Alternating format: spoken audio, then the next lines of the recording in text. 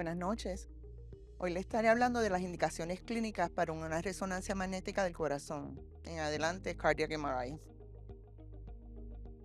No tengo ningún tipo de divulgación con referencia al contenido de esta presentación. Estos son los objetivos. Queremos contestar por qué hacemos un MRI del corazón, cómo lo hacemos y cuándo ordenarlo. Vamos a discutir las ventajas, desventajas y los retos, el protocolo, las indicaciones con algunas ilustraciones de casos y algunos casos interesantes que se los voy a estar presentando como desconocidos. Esta es la pregunta del pretest que la tienen, pero era cuál de estas no es una indicación para un MRI del corazón. Básicamente, ¿por qué hacemos un MRI del corazón? Creo que esta es el slide más importante de esta presentación. Es porque tenemos una mejor y más precisa caracterización del tejido y tenemos unas medidas de función mucho más certeras. ¿Cuáles son las ventajas de hacer un MRI del corazón? No requiere radiación, no es invasivo, es indoloro, no requiere preparación, no hay que beta bloquear al paciente.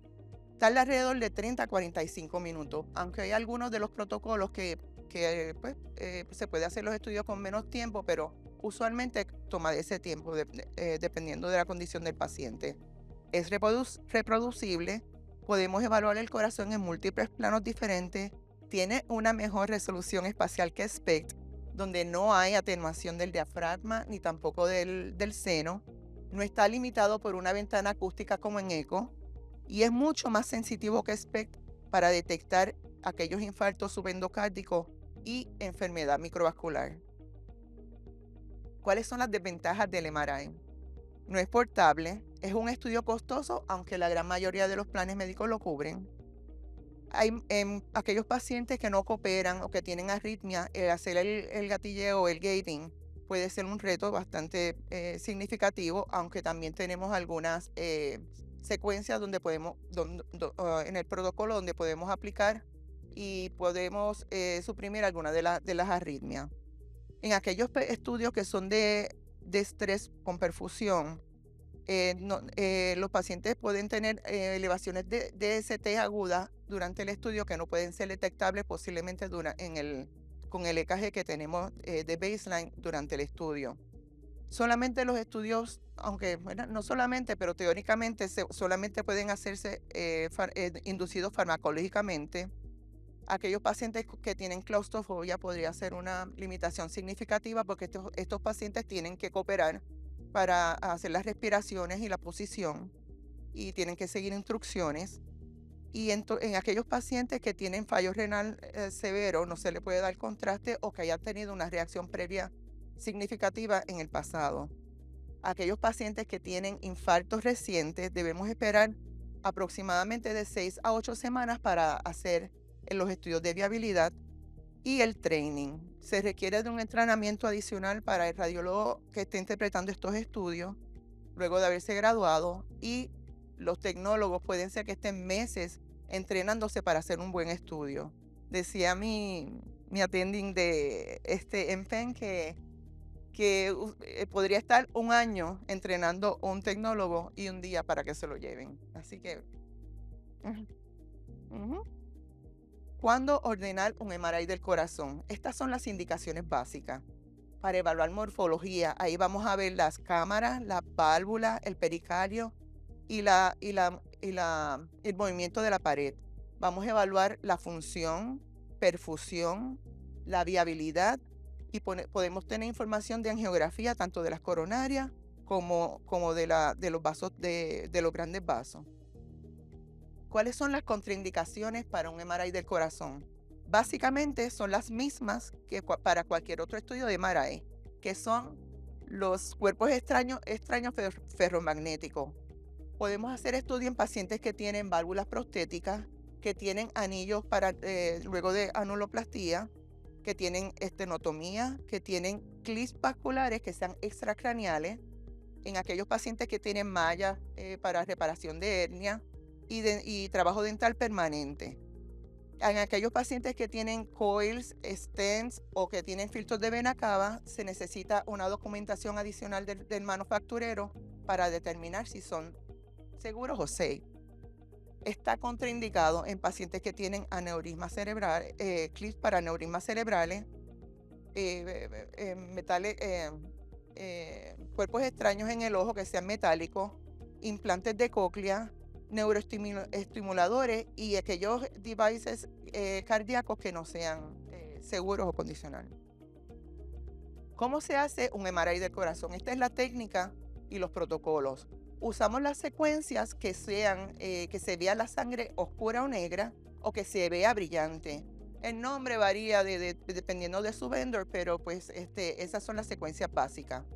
Inyectamos contraste y hacemos las imágenes de perfusión que son las imágenes de first pass o primer pase. Aquí quiero hacer un paréntesis porque quiero hablar un momentito del gadolinio. El gadolinio es un agente extracelular y se va a quedar en el torrente sanguíneo o en el blood pool a menos que haya un daño en la pared de la célula.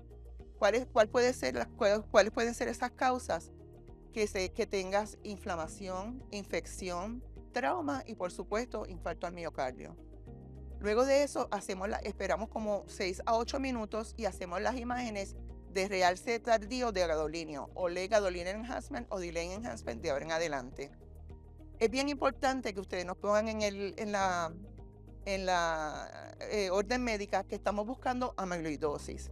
En estos pacientes usualmente tenemos una normalización del gadolinio en el tejido mucho antes que los 6 y 8 minutos, a 8 minutos. Y si esperamos ese tiempo, posiblemente vamos a perder la información tan importante.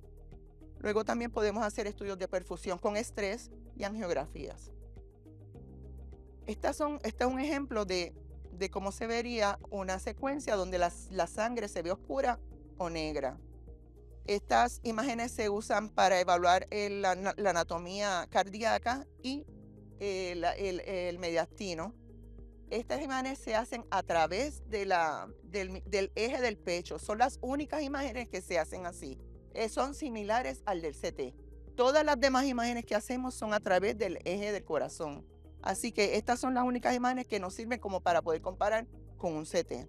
Aquí evaluamos también la patología de la pared, donde inyectamos contraste y es la secuencia que utilizamos para hacer otros tipos de secuencias donde podemos aplicar, por ejemplo, una supresión de grasa o un nulimet del miocardio, que son los que utilizamos para realzar los hallazgos que vamos a encontrar en las otras imágenes. Las imágenes donde la sangre se ve más blanca o brillante son estas. Son las imágenes que utilizamos para cine. Son donde mejor se va a ver la anatomía y con más detalle. Donde hacemos donde evaluamos la función y también donde evaluamos donde obtenemos toda esa información que va desde la ejection fraction hasta todas las otras informaciones que podemos obtener de ella. Es importante que no utilice contraste. Aquí tienen unos ejemplos en la parte aquí en la parte superior. Estas son las imágenes de short axis. Prácticamente son similares los planos que utilizamos con el ecocardiograma. Aquí estamos viendo el corazón desde la base. Fíjense que aquí está la válvula mitral. Vamos pasando por la cavidad hasta llegar al ápice. Estas son unas imágenes de 4 cámaras donde podemos ver el ventrículo izquierdo, el atrio izquierdo, atrio derecho y ventrículo derecho. Esta es la de las 3 cámaras o 3 chambers y esta es una vista que podemos utilizar para ver el RVOT.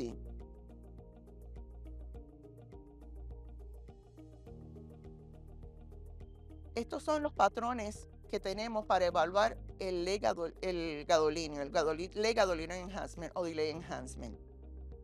Básicamente son 3 tipos de patrones que tenemos: el subendocárdico, el del midwall y el epicárdico. Dependiendo de eso es que entramos en el diagnóstico diferencial.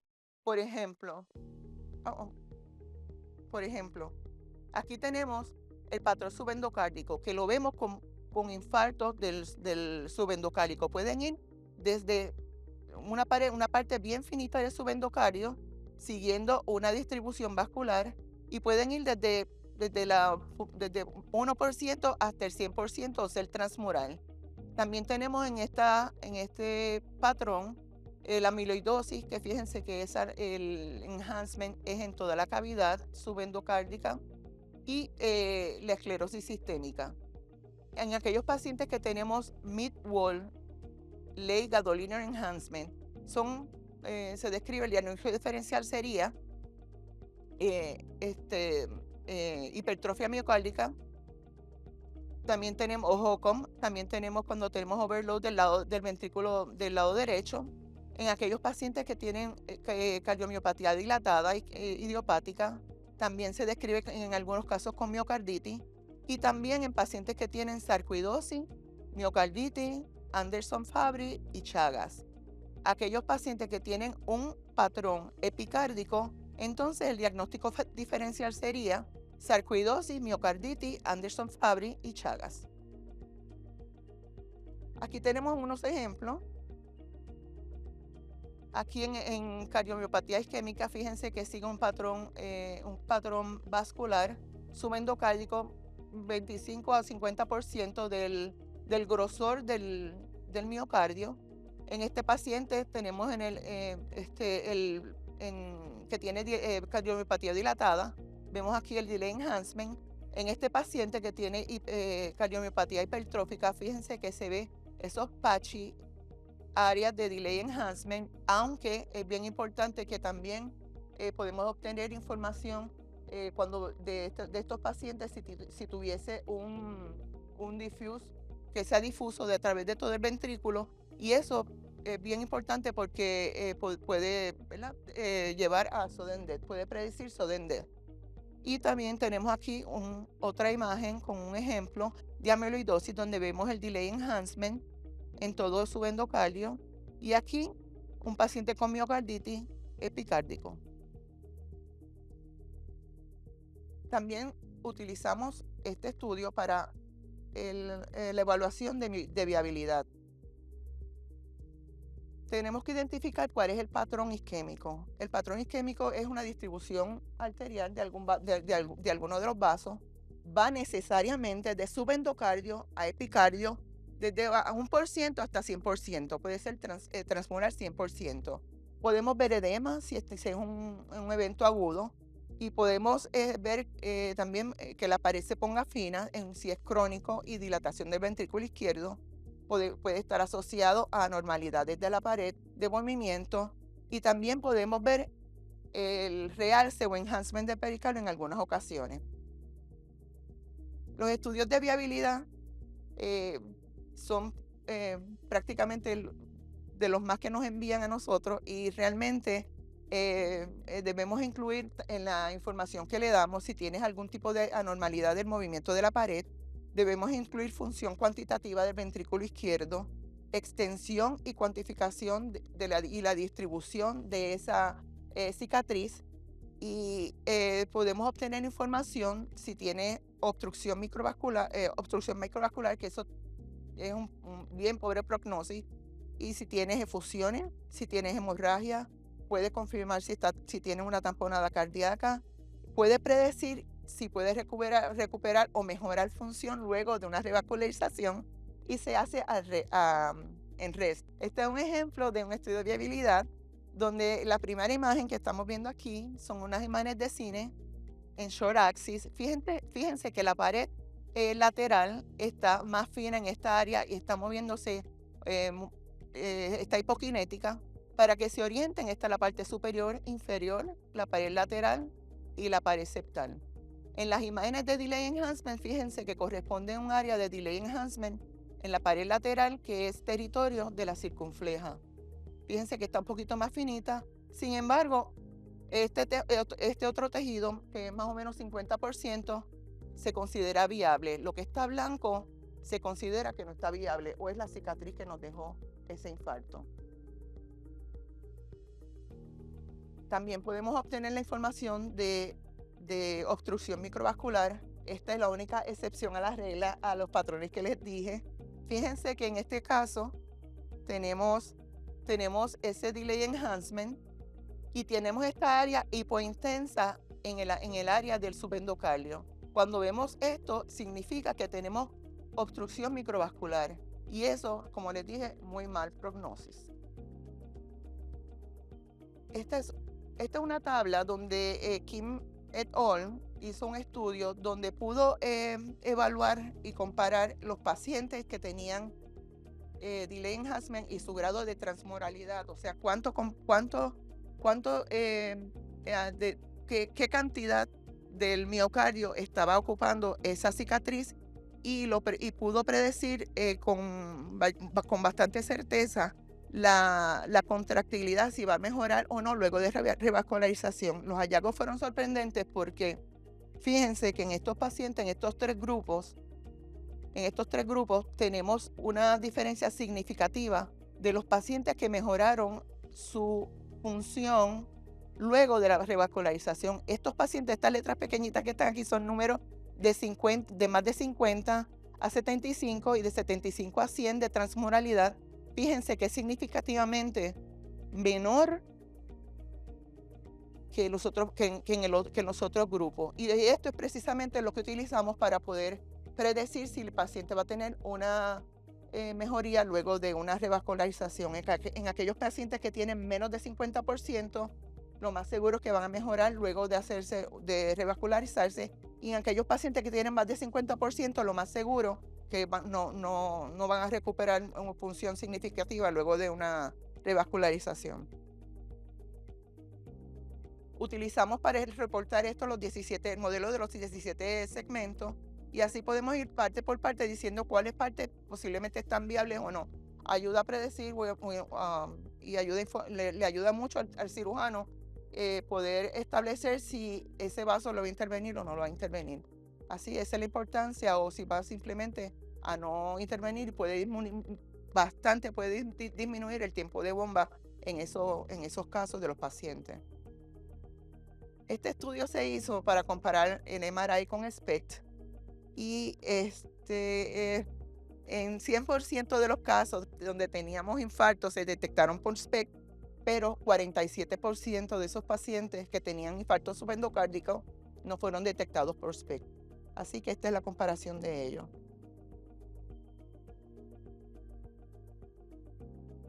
Ok.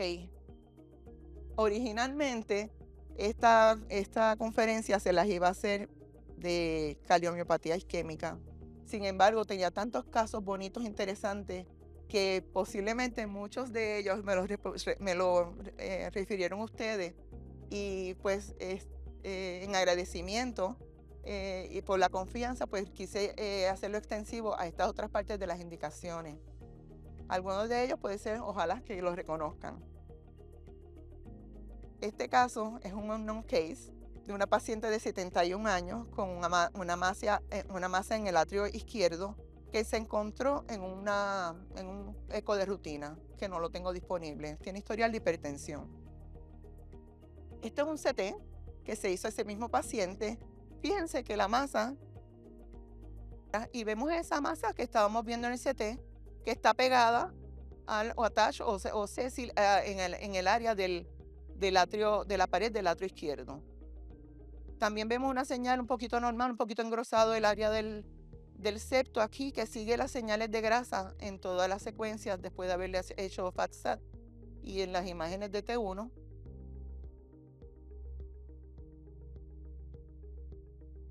Y pues este es un mixoma.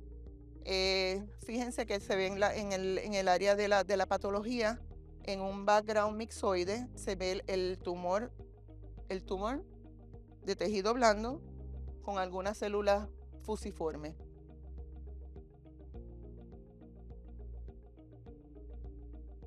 Ok, el diagnóstico, mixoma del atrio izquierdo con hipertrofia lipomatosa del interatrial septum. Ok, miren este otro caso, que es un companion case. Es lo mismo, tenemos en este caso la masa del ventrículo del atrio izquierdo que está pegada a sale del atrio, de la pared del atrio, y está prostruyendo hacia el ventrículo izquierdo. Esta es la otra imagen, donde aquí lo podemos ver también. El peligro es que se quede, que tenga entrampamiento de la masa y sería fatal para este paciente. Esto es un companion case, también un mixoma operado y diagnosticado quirúrgicamente. Este otro es otro companion case. Este caso es una paciente de 51 años con un finding incidental en un chest, en un chest CT scan que no era para las coronarias, no era de corazón. El paciente estaba asintomático, tiene un historial de una fibrilación atrial con ablación. ¿Ok? Este es el CT, donde estamos viendo la masa en ambos lados en el atrio izquierdo y en el atrio izquierdo y en el atrio derecho. Esa masa está en ambos lados. Fíjense que tiene algunas calcificaciones, no coge mucho contraste, pero lo pueden ver en ambos lados. Estas son las imágenes del MRI que se hizo de 4 cámaras y vemos otra vez esa imagen donde vemos como si fuera un dumbbell shape en ambos lados del atrio izquierdo y derecho. Se leyó como un mixoma atravesando un septo, un defecto del septo o por un foramen ovale patente. Y esta es la patología: mixoma with hemorrhage y mixoma with hemorrhage en el lado derecho y en el lado izquierdo. Otra de las indicaciones para el cardiac MRI es enfermedades congénitas cardíacas.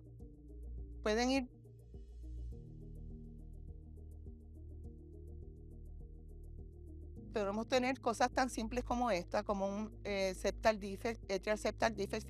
Fíjense que vemos en el atrio derecho este jet protrudiendo en esa área, un ASD en esta imagen de MRI de 4 cámaras.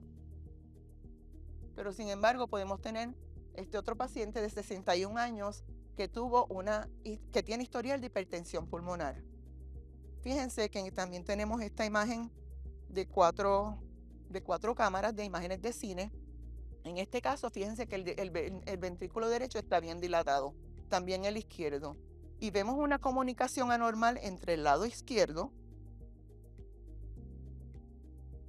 con la vena cava, y en el atrio derecho. Esta es una imagen que también podemos observar esto con más detenimiento, un poco más superior, y también las imágenes de donde se ve la sangre oscura. Aquí le dije que se evaluaba también mejor la anatomía. Y pueden ver los mismos hallazgos, que son similares que en el CT. Digo que en el MRI.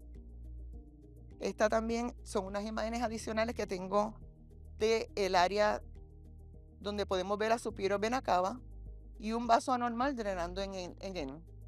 También lo vemos en este CT. Hallazgos similares, como un anomalous pulmonary venous return. Esto es un atrial septal defect del seno venoso y está asociado a unas anomalías de las pulmonales de su drenaje. Este otro caso, estas son las imágenes que le traje luego de haberse operado el paciente.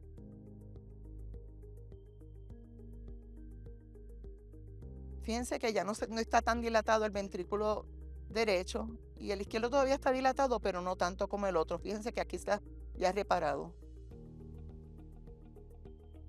También podemos evaluar enfermedades valvulares. Podemos evaluar en el área de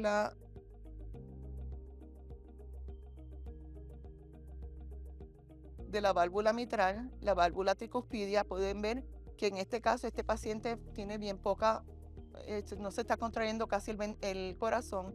El ventrículo izquierdo también está dilatado, el atrio izquierdo, el ventrículo derecho, y vemos esos jets saliendo de la pulmonar, de la mitral y de la tricuspidia. Y podemos obtener el factor de resucitación con una simple matemática. Este caso es un caso de un bicuspid aortic valve. Fíjense que estas son imágenes de coronales donde se ve un jet excéntrico saliendo del ventrículo izquierdo hacia la aorta. Mírenlo aquí. Y aquí vemos las imágenes a través de la misma válvula, una válvula bicuspidia.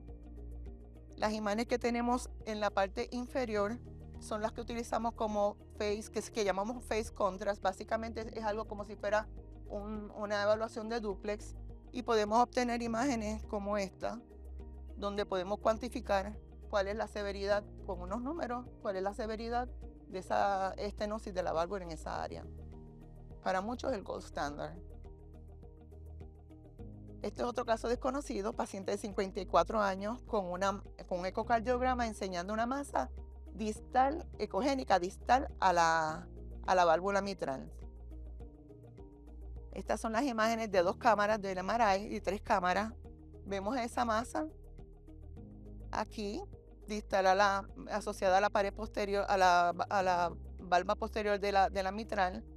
Distal a eso, homogénea, oscurita.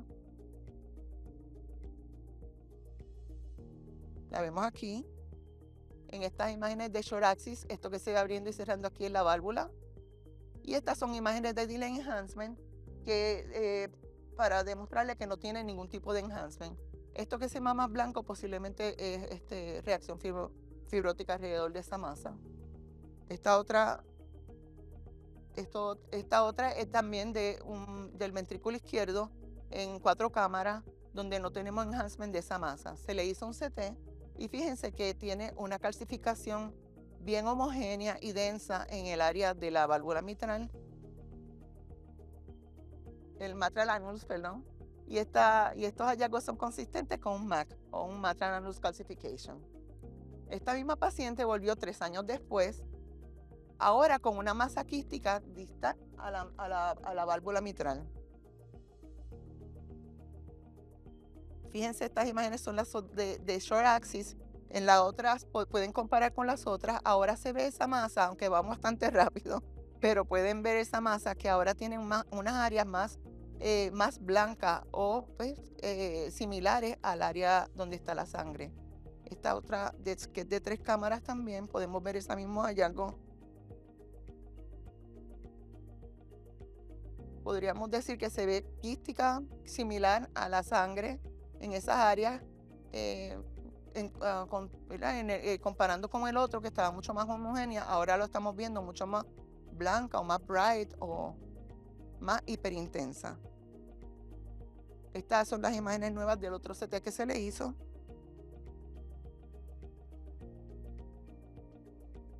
Donde fíjense que ya no es tan densa, tan homogénea como la otra. Y aquí tenemos necrosis liquefactiva, sí, casi, mitral annulus calcification cases, mitral annulus calcification, gaseosa.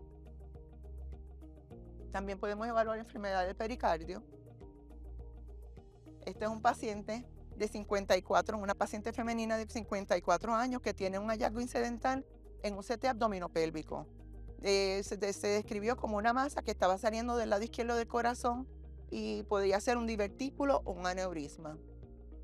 Estas son las imágenes que tenemos de 4 cámaras y dos cámaras de cine, donde vemos esta masa adyacente al atrio izquierdo y el ventrículo izquierdo de una señal intermedia. Ya tenemos un diagnóstico en nuestra mente y se le hizo un CT para comprobar esos hallazgos. Este es el CT, donde tenemos esa masa que no tiene contraste, no tiene ningún tipo de calcificación ni contraste, y le hice unas imágenes adicionales en la fase arterial y unas imágenes de delay, donde podemos ver un enhancement o un realce progresivo de esa masa en la fase arterial y en la fase venosa. En cualquier parte, yo le digo a mis residentes, cualquier parte que ustedes vean ese patrón, ustedes van a decir que esto es un hemangioma. Exactamente. Estas son las imágenes que se le hicieron del coronary CTA para comprobar que eso no era una aneurisma. Fíjense las coronarias como se ven completamente normales. Y eso es un hemangioma pericárdico. Este es otro caso de de un paciente masculino de 55 años que estaban sospechando amiloidosis y se admitió con un diagnóstico de fallo descompensado. Tiene historial de diabetes, presión alta y el colesterol alto, y tuvo también un PI reciente, una embolia reciente. No tenía chest pain, en todo momento denegó que tenía chest pain. Y tenía fatiga progresiva en exerción, edema de las piernas, un ProBNP de 288, y los dos ecos previos que tuvo estaban negativos para hipertensión pulmonar. Estas son las imágenes que tenemos primeras, que son de un CT que se hizo sin contraste.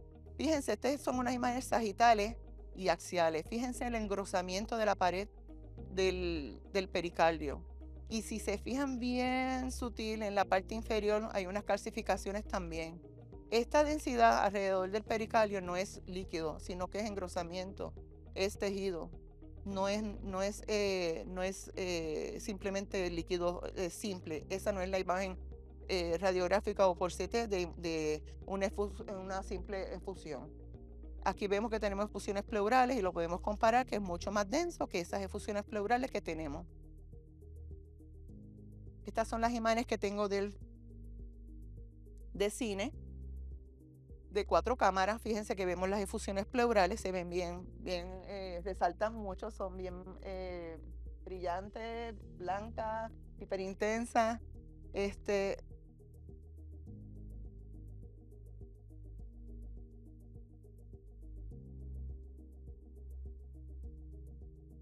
Aquí vemos cómo se mueve la pared del septo.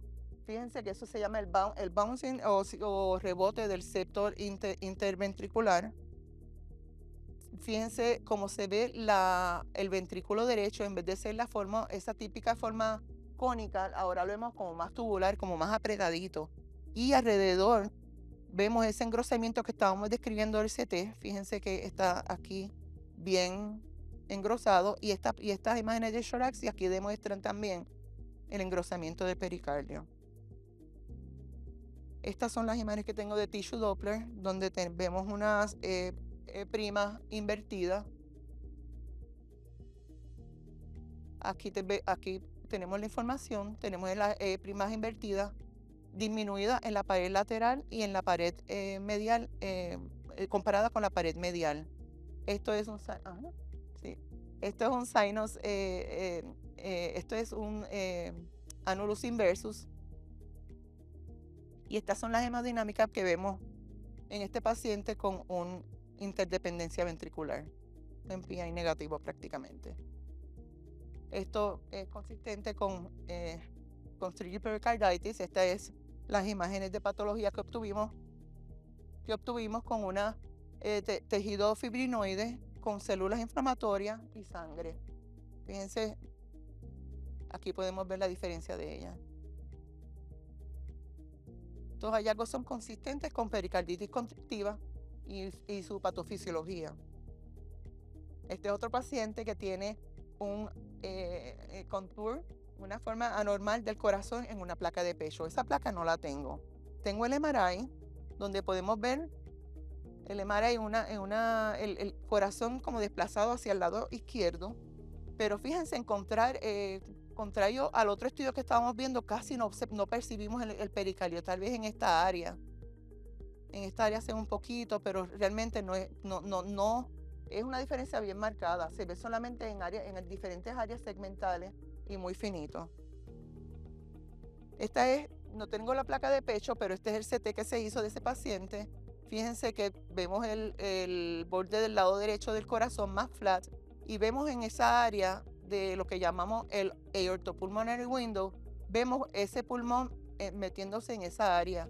Y eso no debe estar ahí porque se supone que el pericardio esté viviendo en esa área. Así que estos hallazgos son consistentes con ausencia del pericardio congénita, que realmente pues, es un misnomer llamarlo de esa manera, pero realmente puede ir desde muy poco hasta completo con el Ulsanano Pathology. Las cardiomiopatías.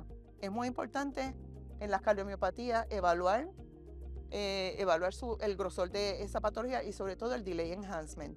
Aquí vamos a tener algunos casos como por ejemplo el ARVD, que estaba muy de moda cuando yo estaba entrenando.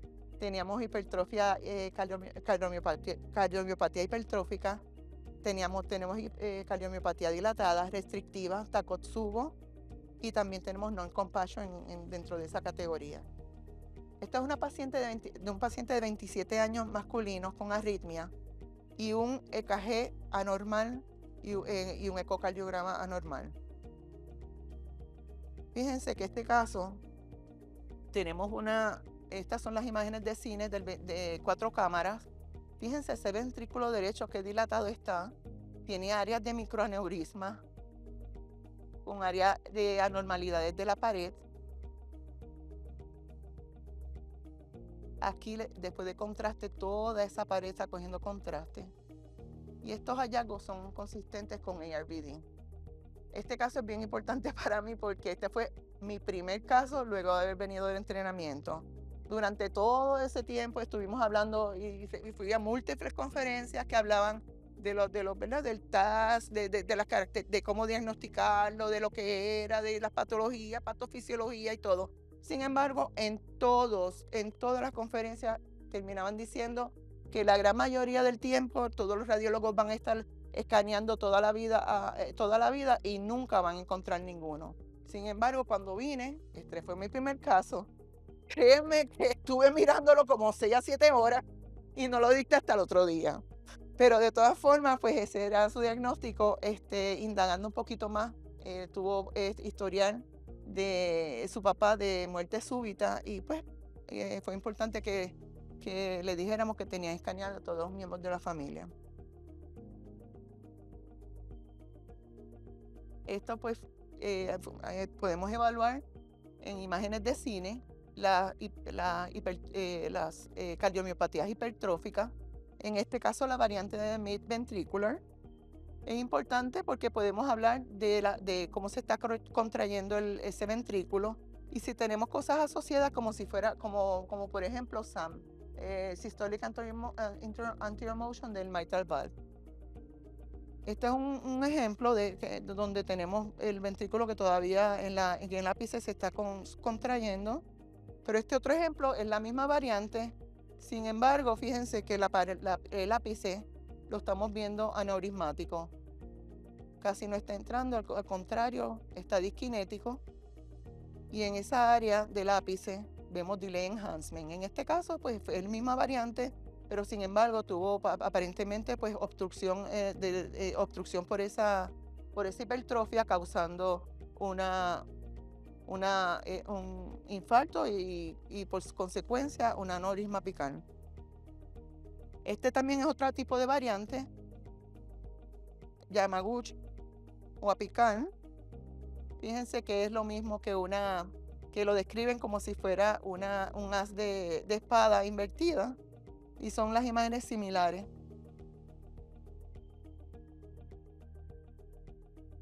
Este es otro caso desconocido de un paciente de 79 años con un eco anormal que se hizo en otra institución que no tenemos disponible y tuvo un síncope reciente.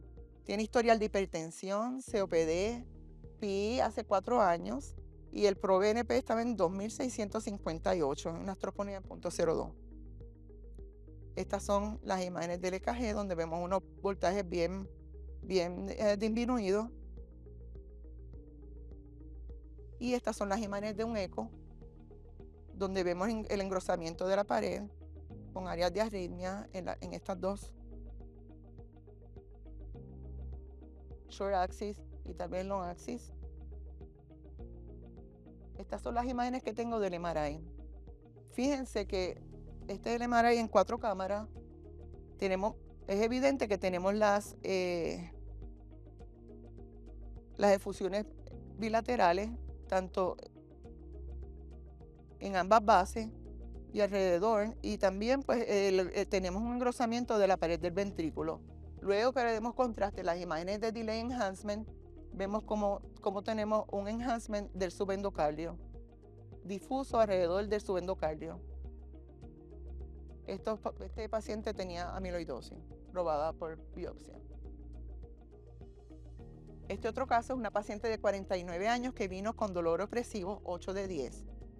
Persistió luego de haberle dado 2 nitroglicerina y también tenía esto, yo creo que ese caso tú lo, pero este caso tenía las presiones normales, niega haber usado droga, fumar, fiebre o alguna enfermedad reciente, tiene historial familiar de CAD y estos son los CPK y las troponinas que obtuvimos durante su estadía. Estas son las imágenes que tenemos del EKG donde vemos unas T prominentes invertidas. Y las imágenes del eco que se hizo antes del estudio, de hacerle un cateterismo, donde estamos viendo que el ventrículo derecho, perdón, del ventrículo izquierdo, no se está contrayendo casi en el área del ápice.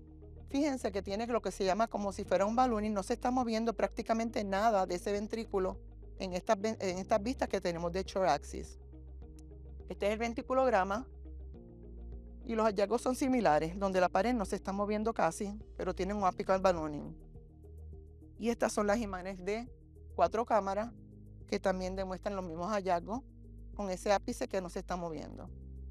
Las coronarias estaban completamente negativas. Este es el follow-up que se hizo un mes después. Fíjense las 4 cámaras, en las imágenes de 4 cámaras de cine, donde ese ventrículo se está contrayendo completamente normal. Fíjense la forma normal del ventrículo izquierdo, el ápice, ¿verdad?, en forma de cuña. Estas son las imágenes del two chamber. Y aquí vemos que esa pared está contrayendo. Y las imágenes de delay enhancement, sin ningún tipo de delay enhancement. Estaban completamente, no tenían ninguna cicatriz luego del estudio primero. Y esto es consistente con Takotsubo. Este otro paciente de 28 años, atleta, con shorten of breath progresivo, fatiga, ortopnea, edema de las piernas y presentaba un soplo. También tiene historial de un síndrome nefrótico. Estas son unas imágenes que tenemos de CT, que fueron las primeras que se hicieron. Y entonces podemos ver que en estas imágenes que corresponden como si fueran al 4-chamber, 2-chamber y short axis, vemos este patrón anormal del miocardio, donde se ve como si se describe como si fuera una red. Y estas son unas imágenes también similares a estas del CT, donde vemos esos mismos hallazgos. Y las imágenes del MRI en 4 cámaras, donde vemos ese ventrículo dilatado y esas áreas anormales que parecen una red, como en un ratio de por lo menos de 2.3 a 1 ¿verdad?, de ese tejido al miocardio normal. Estas son las imágenes del MUGA, donde vemos una dilatación y poco de fallo también. La disfunción disminuida, prácticamente un estudio negativo de un MPI. Y esto es consistente con non-compassion cardiomyopathy. Estas son unas imágenes que tenemos de CT, similares a que puso la doctora Marrero, para que no se olviden que si no tenemos la alternativa del paciente vaya a un MRI, podemos obtener estas mismas imágenes de movimiento y podemos evaluar las paredes y el movimiento y la función del corazón por un CT. Este es el post-test, espero que lo tengan bien. Estos son los puntos que quiero que se lleve para su casa. Todas las imágenes del corazón son imágenes complementarias. Muchas confirman o excluyen un diagnóstico. O simplemente no podemos confirmar nada o excluir nada y pues tenemos que hacer estudios adicionales.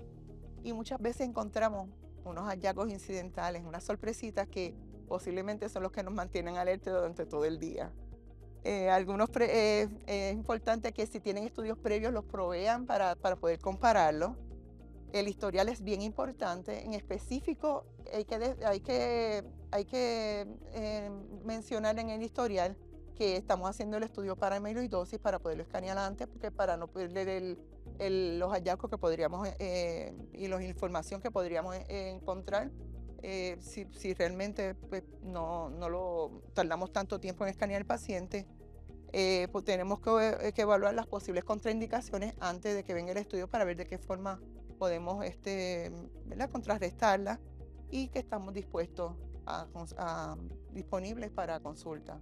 Nos consulta, como dijo la doctora, es importante para nosotros para poderlo dirigir a ver qué estudio pues, podría ser mejor para el paciente y llegar a ese diagnóstico más certero y más temprano. Esto es un bonus. Este paciente, como de lo mismo que estaba hablando, este casito es un paciente que vino con múltiples episodios de dolor de pecho y visitas a sala de emergencia con dolor. Ya se sabe que tenía enfermedad coronariana con un infarto previo y pues realmente ya no encontraban más que hacer, hicieron el MRI. Y realmente este estudio comprobó los hallazgos que ya sabíamos que eran de un infarto previo en el territorio de la pared lateral, que lo podemos confirmar aquí también. No encontramos más nada adicional, sin embargo encontramos la sorpresa de que tenía una metástasis al área del pulmón y la pleura con invasión a la, a la costilla. Así que esos son algunos de los casos que nos podemos encontrar en nuestro diario vivir. Y pues realmente tengo múltiples de estos que a lo mejor podemos hacer una conferencia en un futuro con estos hallazgos. Muchas gracias.